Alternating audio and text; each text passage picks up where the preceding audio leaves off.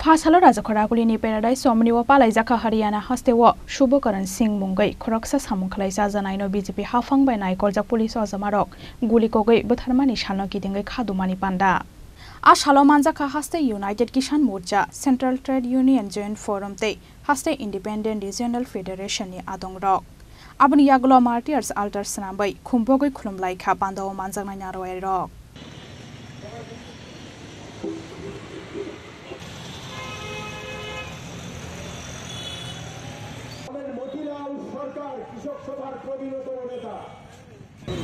কৃষকদের ফসলের লাভজনক দর অর্থাৎ আমাদের দেশের কৃষি বিজ্ঞানী MS স্বামীনাথন ভারতবর্ষের সরকারের পক্ষে একটি প্রস্তাব সরকারের কাছে দিয়েছিলেন সরকার গঠিত কমিশনের নেতা হিসেবে এবং সেই প্রস্তাবে তিনি সুনির্দিষ্টভাবে সরকারের কাছে বলেছিলেন যে আমাদের দেশের ফসলের যা সব মিলিয়ে উৎপাদন খরচ পড়ে তার সাথে 50% যোগ করে কৃষকদের ফসল সরকারের উদ্যোগে কেনা দরকার।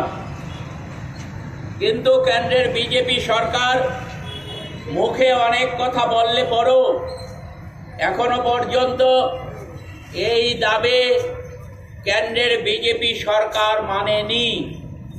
তার ফলে গত 10 বছরে 1 লক্ষের উপর কৃষক ফসলের ন্যায্য দর না পেয়ে তাদের ঋণ ফেরত দিতে না পেরে আত্মহত্যা করতে বাধ্য হয়েছেন।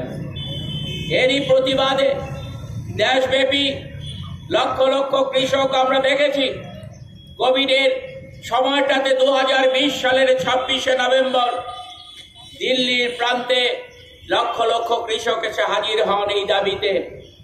সেদিন নরেন্দ্র মোদী সরকার 384 দিন পর 2021 সালের ডিসেম্বর মাসে কথা দিয়েছিলেন যে কৃষকরা যে দাবি নিয়ে এসেছেন সেই দাবি মানা হবে। কৃষকদের পক্ষে সেদিন শ্রমজীবী মানুষ থেকে আরম্ভ করে আমাদের দেশের সমস্ত সুবুদ্ধি সম্পন্ন মানুষ এক জায়গায় দাঁড়িয়েছিলেন।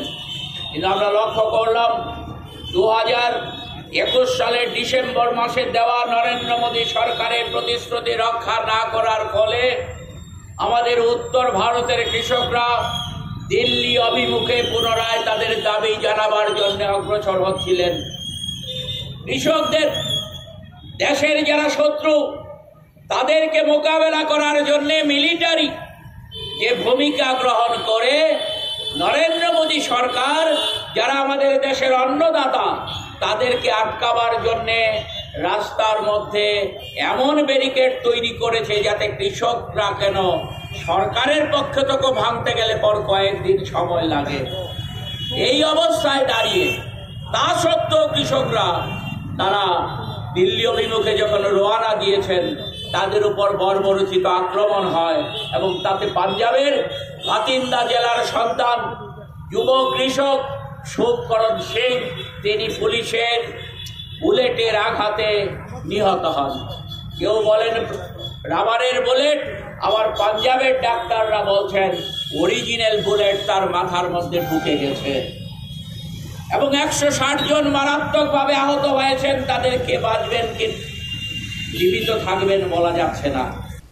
রাজাখরাগুলিনি সিমি প্রণব নিকথুম চিনি খরাং।